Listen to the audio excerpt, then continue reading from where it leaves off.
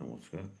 আজকের প্রতিবেদন ইন্স্যুরেন্স নিয়ে মানুষের মধ্যে সচেতনতা কতটুকু হয়েছে। এটা রিসেন্টলি একটা ম্যাগাজিনে, ফোর্ড ম্যাগাজিনে বেরিয়েছে। 3% হলো লাইফ ইন্স্যুরেন্স নিয়ে, আর সেইখানে পেনিট্রেশন 70% হেলথ ইন্স্যুরেন্স নিয়ে। তো আজকে এই পরিস্থিতির জন্য আজকে আমার মনে হয় আমরা যারা ইন্স্যুরেন্সের কাজ করি তাদের কিছু তাদের সচেতনতার জন্য কিছু মানুষ সাফার করছে, কারণ আমরা ঠিকমতো তাদেরকে কনভিন্স করতে পারছি না। ইন্স্যুরেন্সটা মিনিমাম একটা ফ্যামিলি চালাতে হলে আজকে 50 লক্ষ থেকে 1 কোটি টাকার প্রয়োজন আছে আগামী 10 বছর পরে। এটা 10 বছর পার হওয়ার পরে এই অঙ্কটা আরও বাড়বে, যদি এই টেন্ডেন্সি থাকে, যে টেন্ডেন্সিতে আমাদের চলছে। অতএব আমরা শুধু খালি মেডিক্লেমকে প্রাধান্য দিলে হবে না। মেডিক্লেম তো একটা প্রয়োজন আছে, কিন্তু যে ব্যক্তি ব্রেড অ্যান্ড বাটার আর্ন করার জন্য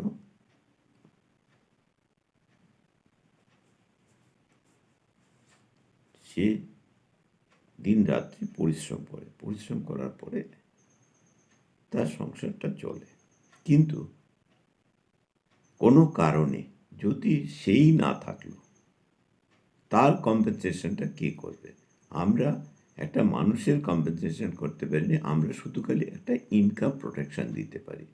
সেই ইনকাম প্রোটেকশন দেওয়ার জন্য আমাদের ভারত সরকার এই গত নভেম্বর থেকে যে প্রয়াসটা এনেছে, সেই প্রয়াসটাকে আমাদের যারা ইন্স্যুরেন্স অ্যাডভাইজার বন্ধুরা আছে, ইন্স্যুরেন্স কনসালটেন্ট, যে যাই বলুন না কেন, ইন্স্যুরেন্স নিয়ে যারা কাজকর্ম করি আমরা, তাদের নিজেদেরই একটু উদ্বুদ্ধ করতে হবে লোকের প্রয়োজনীয়তাকে। আমরা যদি প্রতিদিন 5 থেকে 7 জন লোককে বলতে পারি, এবং নিশ্চয়ই তার মধ্যে তাদের একটা প্রবণতা আসবে, যেভাবে আমাদের মেডিকেলের প্রবণতাটা বেড়েছে। কারণ আগে তো একমাত্র ভারতীয় জীবন বীমা বলেই কিছু ছিল, তারপরে 2000 সাল থেকে বিভিন্ন কোম্পানি এসে আমাদের এখানে বিমা ব্যবসাটা শুরু করেছে। শুরু করার পরে কম্পিটিশান বেড়েছে, কম্পিটিশান বাড়ার সঙ্গে অ্যাওয়ারনেস বেড়েছে, অ্যাওয়ারনেসের মধ্যে লোকের টেন্ডেন্সি বেড়েছে ইন্স্যুরেন্স নেওয়া। তো এই জায়গাটা এখনই সাফিসিয়েন্ট না। এ তো কিছুদিন আগে, গত সপ্তাহে গার্ডেন রিচ এরিয়াতে যে দুর্ঘটনাটা ঘটলো, তাতে কত লোক কি পেয়েছে জানি না।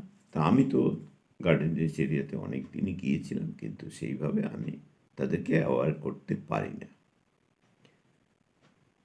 যাই হোক, এখন যে বক্তব্যটা মানুষের, আমি শুরুর থেকেই পেনশন নিই, আমি পেনশনটা যেটা রিপ্লেসমেন্ট অফ আর্নিং, যদি একটা পেনশন ফান্ড ক্রিয়েট করা যায় সময় মতো, তাহলে আস্তে আস্তে একটু লং টার্মে নিলে শর্ট পেমেন্ট, একটু শর্ট টার্মে নিলে হাই পেমেন্ট দিতে হয়। কিন্তু এই পেনশন ক্রিয়েট করাটা খুব জরুরি। তবে আমরা এখানে গণতান্ত্রিক দেশে আজকে একটা এটা বলতে খুব লজ্জা লাগে, এটা ইদানিং একটা পোস্ট বেরোচ্ছে যে 542টা ভ্যাকেন্সি আছে। তার ই মান্থলি স্যালারি 1,90,000 টাকা। আর আনুষঙ্গিক সুবিধা, ট্রেন ফেয়ার, প্লেন ফেয়ার, খাওয়া দাওয়া সবই মোটামুটি নমিনাল ফ্রি। আর 5 বছর যদি কাজটা কমপ্লিট করতে পারেন তাহলে 2,00,000 টাকা লাইফ টাইম পেনশন। অথচ সেই ভারতবর্ষের নাগরিক হিসাবে আমরা যখন কাজকর্ম করি, মানে আমরা যারা কাজকর্ম করি, আমাদের মোটামুটি 20 বছরের উপর কাজ করলে তবে পেনশন পাব।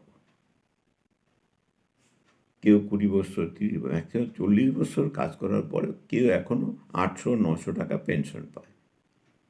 এটা কি পেনশন? এটা কি গণতান্ত্রিক দেশ না অন্য কিছু? বলতে ভীষণ লজ্জা লাগে, কিন্তু কিছু করণীয় নেই। কারণ আমরা না নেতা না অভিনেতা, আমরা একটা খুব সাধারণ লোক।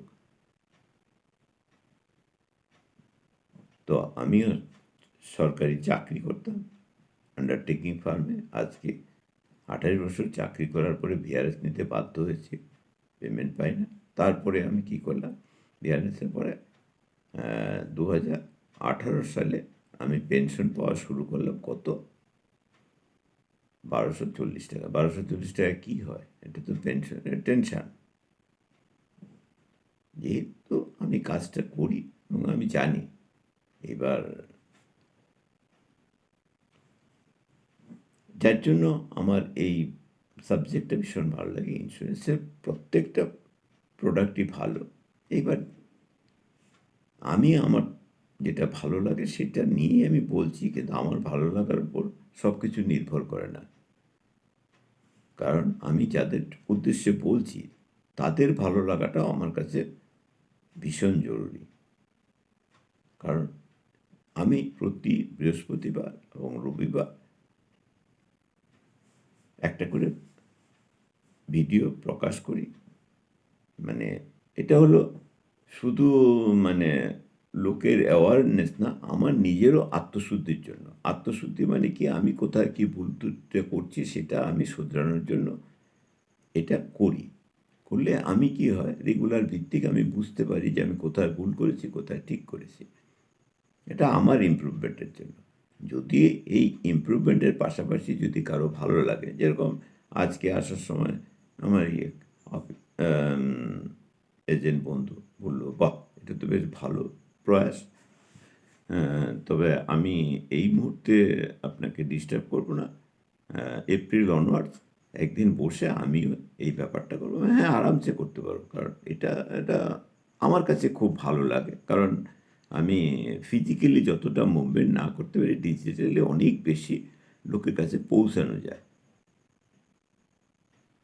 কারণ আজকে আমার বেশিরভাগ, আমি তো কাস্টমার ডিল করতে পারি না। কাস্টমার আগে ডিল করতাম, এখন আমি ক্লায়েন্ট ডিল করি। যারা আমার সঙ্গে সারা জীবন থাকবে তারা হলো ক্লায়েন্ট। আর কাস্টমার আজ আছে কাল থাকবে না, হারিয়ে যাবে। তো যাই হোক, কাস্টমার ডিল করতে আমার ভালো লাগে না। কাস্টমার তো প্রত্যেককেই কাস্টমার হিসাবেই আমাকে ট্রিট করতে হয়, কিন্তু আমি কাস্টমার নিয়ে বেশি ইন্টারেস্ট নই। আমি ক্লায়েন্ট নিয়ে ইন্টারেস্ট। যে আমাকে বিলিভ করবে আমি তাকে বিলিভ করি। আমি প্রত্যেককেই বিলিভ করি, কিন্তু উল্টো দিকে সবাই আমাকে বিলিভ করবে এটার কোনো মানেই হয় না। আমি আশাও করি না। করলে ভালো, না করলেও কিচ্ছু যায় আসে না। আমি আমার ভালো দিকটা, যেটা ভালো আছে, আমি সেটাই দেওয়ার চেষ্টা করি। এবার নিতে পারলে ভালো, না নিতে পারলে হারানোর তো কিছু নেই। আমি তো কোনো কিছু নিয়েও আসিনি, দিয়েও যেতে পারবো না। যেটুকু আমি এখানেই সঞ্চয় করেছি, এখানেই তার খরচ করে চলে যেতে হবে।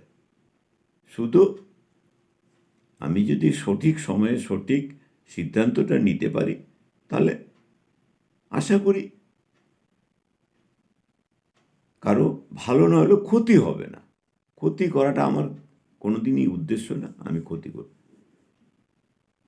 এই তো আজকে ফেরার অনেক, এই 2 সপ্তাহ ধরে ট্রেনের খুব গণ্ডগোল চলছে। প্রত্যেকেই বলছে ট্রেনে আমি আসতে পারছি না, যেতে পারছি না। কিন্তু আমি তো কোনো দিন এই সব ব্যাপার নিয়ে আমি চিন্তাই করি না। আমি আজকেও ভালোভাবেই গিয়েছি। ফেরার সময় ভালোভাবেই ফিরেছি। একটা ট্রেন মানে আম আমি জানি ওটা আগে মানে লোকজন ভরে গেছে, ট্রেনটা লেট করছে। না। তারপরে আস্তে, আস্তে ট্রেনটা ঢোকার পরে সবাই হুটোপাটি করে ওঠার পরে আমি পরের ২য় ট্রেনটা আসতে দেরি হবে ভেবে আমি যাই একটু দেখি যদি দাঁড়িয়ে হলেও যাওয়া যাবে। ও বাবা! গিয়ে দেখি বসার জায়গা পেয়ে গেলাম। আসার সময় দিব্যি সুন্দরভাবে চলে এলাম। কিন্তু এইখানে যাতায়াতের মধ্যেও মানুষের মধ্যে একটা টেনডেন্সি আছে কি টেনশন, টেনশন। কারোর একটা মানে মাইন্ডসেট যে আমি কি করব এইটা মানুষের মধ্যে দেখতে পাচ্ছি না। ইদানিং মানুষ এত চঞ্চল হয়ে গেছে, এতটা এই তো আজকে দুটো ছেলে-মেয়ে তারা ব্যারাকপুরে নামবে। সে সোদপুর থেকে না না আগরপাড়া থেকেই ব্যারাকপুরে যাওয়ার জন্য আমি তোমরা এত ব্যস্ত হচ্ছ কেন? ব্যারাকপুর তো এখনো অনেক দেরি। আমি তো তার আগে টিটাগড়ে নামবো। তোমরা দাঁড়াও, এইখানে দাঁড়াও। ফালতু কুতুকুতি করো না, টেনশন করো না, এখানে দাঁড়াও। তো কি বলবো, সোদপুরেই বসার জায়গা পেল। বসলো, বসার পরে আমি যখন টিটাগড়ে আমি বলি, দেখো এখনো যেও না, আমি যাই, তারপরে টিটাগড়ে উঠান নেওয়া হলে তারপরে তুমি এগিয়ে যাবে। এখন তোমরা পড়াশোনা করছো, তোমরা হলে দেশের ভবিষ্যৎ। তোমরা যদি এত টেনশন করো, তোমাদের মধ্যে যদি এত থাকে, তাহলে কি করে হবে? আমরা তো তোমাদের দিকেই তাকিয়ে আছি। তোমরা ইয়াং জেনারেশন নিজেকে স্থির বুদ্ধি রাখো, ক্রিয়েটিভিটি করো, ভালো থাকার চেষ্টা করো, ফিজিক্যালি, মেন্টালি, স্পিরিচুয়ালি সব দিক দিয়ে ভালো হও। যাক, প্রসঙ্গের বাইরে চলে যাচ্ছি। ইন্স্যুরেন্সটা আমাদের করা ভীষণ জরুরি। এবং কেন জরুরি এটা প্লিজ আপনারা নিজেদের মধ্যে ভাবুন। কারণ আমরা সারা জীবন ৩টে জিনিসের উপর ডিপেন্ড করে কোনো কিছু কাজ করতে গেলে। যে প্রথম জিনিস হলো আমাকে সুস্থ থাকতে হবে। এবার আমি যে কর্মটা করছি সেই কর্মক্ষেত্রটার মধ্যে কাজের স্কোপ থাকতে হবে। আবার এই আরেকটা আরেকটা জিনিস কাজে, যেরকম আমাকে আমার অফিস আছে, আমার কাজের ডিউরেশন ছিল, কিন্তু আমি বাধ্য হয়েছি কাজটা ছাড়তে। তাহলে তার ছাড়ার পরেও আজকে 23 বছর হয়ে গেল আমি কাজটা ছেড়ে আছি।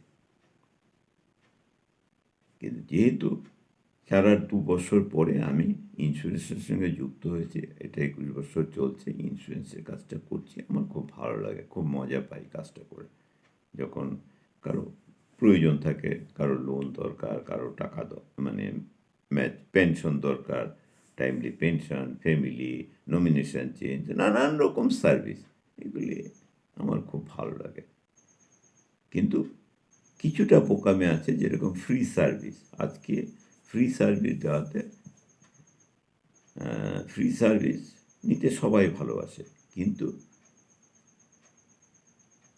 সেই সার্ভিসটা যে সে এনজয় করলো সেটা দ্বিতীয়বার আর কেউ মনে রাখে না। খারাপ লাগে। কাজ করতে হলে তো সময় যায়, পয়সা যায়, সব কিছুই যায়।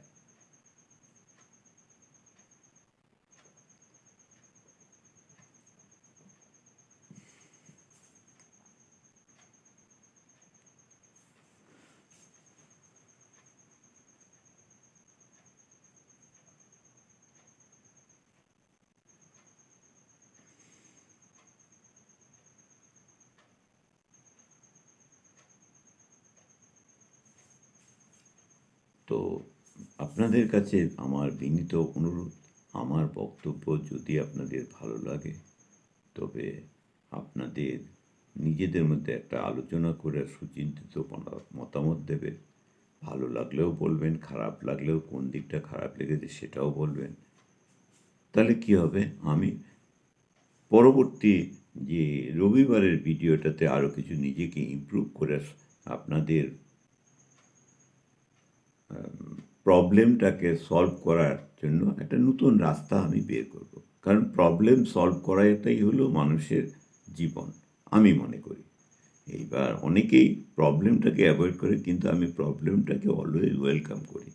প্রবলেম আছে, আমি আছি। প্রবলেম নেই, আমাকে কেউ ডাকবে না। তো